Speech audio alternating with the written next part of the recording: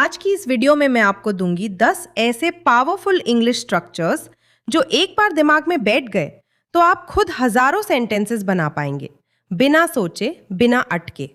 और हाँ, वीडियो को आखिर तक जरूर देखिएगा क्योंकि नंबर 10 वाला स्ट्रक्चर रोज की जिंदगी में सबसे ज्यादा काम आता है। तो चलिए बिना देर किए शुरू करते हैं। सबसे पहला स्ट्रक्चर है there is something wrong with. इसका मतलब है किसी चीज में कोई खराबी है, कोई दिक्कत है और आप वो बताना चाहते हैं। सोचिए, आपका मोबाइल ठीक से काम नहीं कर रहा तो आप कहेंगी there is something wrong with my mobile phone. अब मान लीजिए टीवी में कोई गड़बड़ है, तब बोलिए there is something wrong with my television.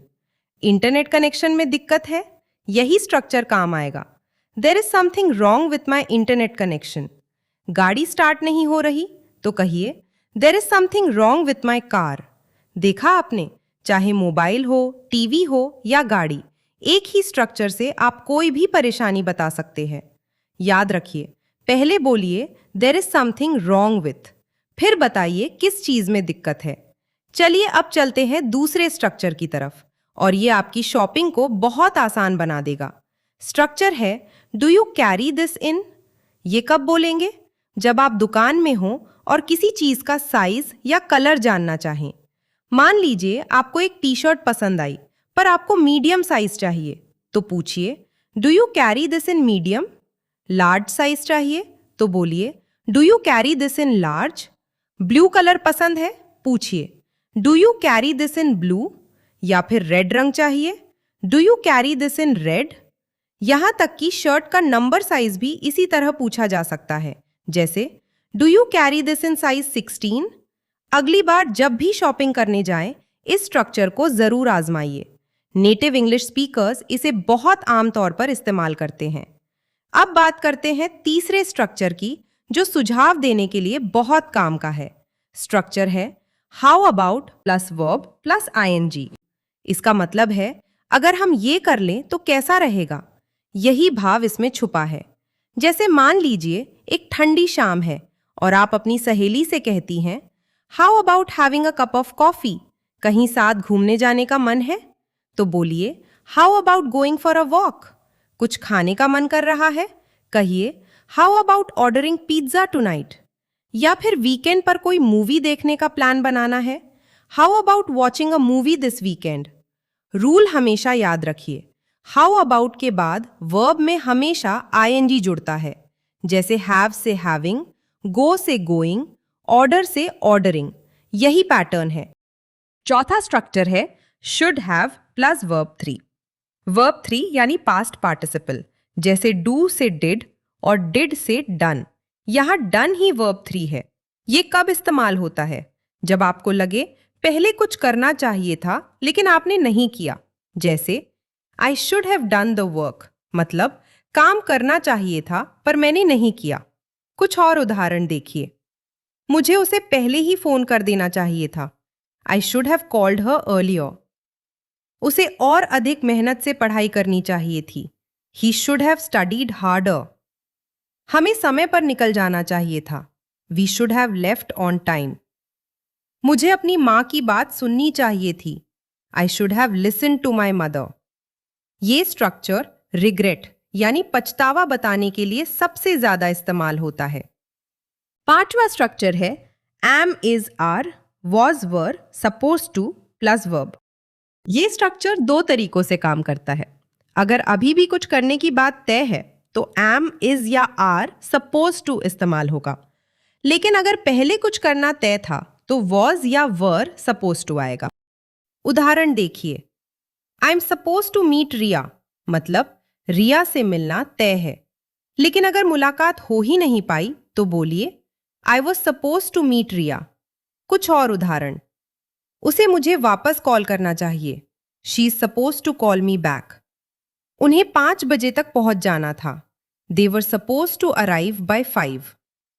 हमें आज रिपोर्ट जमा करनी है, we are suppose to submit the report today. छठा स्ट्रक्चर है I like the way plus subject plus verb. अगर किसी का कोई काम करने का तरीका, उसका अंदाज आपको पसंद आए तो ये स्ट्रक्चर बोलिए, जैसे आई like the way she smiles, मतलब उसके मुस्कुराने का अंदाज मुझे अच्छा लगता है। मुझे उनका समझाने का तरीका पसंद है। I like the way he explains things. मुझे जिस तरह से वह दबाव को संभालती है वह पसंद है। I like the way she handles pressure. मुझे आपके सोचने का तरीका पसंद है। I like the way you think. मुझे आपका हर परिस्थिति को इतने शांत तरीके से संभालने का तरीका पसंद है। I like the way you handle every situation so calmly. ये आखिरी वाला सेंटेंस तो एक शानदार कॉम्प्लीमेंट की तरह काम करता है। याद रखिए, आई लाइक द वे के बाद पहले सब्जेक्ट आता है, फिर वर्ब।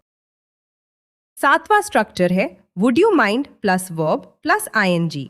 जब आप किसी से कुछ कहना चाहें लेकिन बहुत ही सभ्य और विनम्र तरीके से, तो यही स्ट्रक्चर इस्तेमाल कीजिए। जैसे would you mind giving me your phone number.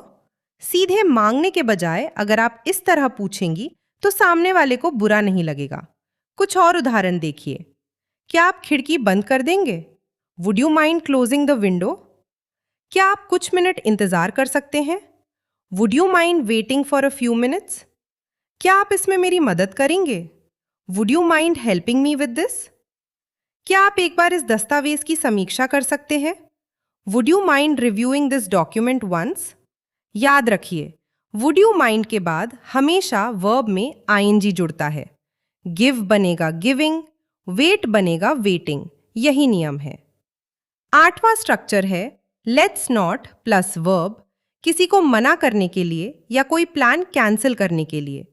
ये स्ट्रक्चर बहुत ही आसान और असरदार है। जैसे लेट्स नॉट डिस्टर्ब हर, मतलब चलो उसे परेशान ना करें। कुछ और उदाहरण, आज मुलाकात नहीं करते हैं। Let's not meet today. आइए समय बर्बाद ना करें। Let's not waste time. अभी इस बारे में बात नहीं करते हैं। Let's not talk about this right now. इस बारे में फिर से बहस ना करें। Let's not argue about this again. Structure बहुत सीधा है। पहले लेट्स नॉट, फिर वर्ब की बेस फॉर्म। ये डेली कॉन्वर्जेशन में बहुत स्वाभाविक तरीके से इस्तेमाल होता है। 9वां स्ट्रक्चर है don't doesn't know how to plus verb. जब कोई इंसान कोई काम नहीं कर पाता या उसे वो काम करना नहीं आता, तो ये स्ट्रक्चर बताने के लिए इस्तेमाल होता है। जैसे उसे अंग्रेजी बोलना नहीं आता। He doesn't know how to speak English. उसे खाना बनाना नहीं आता। She doesn't know how to cook. मुझे गाड़ी चलाना नहीं आता। I don't know how to drive. Subject के हिसाब से डोंट या डजंट चुनिए। आई, यू, वी, दे के साथ डोंट, ही, शी, इट के साथ डजंट। ये स्ट्रक्चर नेगेटिव सेंटेंसेस में बहुत ज्यादा इस्तेमाल होता है। और अब आ गए हैं हम आखिरी स्ट्रक्चर पर, और सच कहूं ये मेरा सबसे पसंदीदा स्ट्रक्चर है। स्ट्रक्चर है how often plus do does did plus subject plus verb. ये तब इस्तेमाल होता है जब आप जानना चाहें कोई काम कितनी बार या कितने ही अंतराल पर होता है। जैसे आप कितनी बार व्यायाम करते हैं? How often do you exercise. आप कितनी बार किताबें पढ़ते हैं? How often do you read books. आप अपने दोस्तों के साथ कितनी बार समय बिताते हैं? How often do you hang out with your friends. वह आपको कितनी बार फोन करती है? How often does she call you. आप काम के सिलसिले में कितनी बार यात्रा करते हैं? How often do you travel for work. ये सवाल डेली कॉन्वर्जेशन में बहुत ही कॉमन होते हैं। अगली बार जब भी किसी से ऐसा सवाल पूछना हो, हाउ ऑफन से शुरुआत कीजिए। अगर ये वीडियो आपके काम आई हो तो एक लाइक जरूर दे दीजिए, और इस चैनल पर ऐसी ही प्रैक्टिकल इंग्लिश सीखने के लिए सब्सक्राइब करना बिल्कुल मत भूलिएगा। अगली वीडियो में फिर मुलाकात होगी। तब तक के लिए अपना ख्याल रखिए।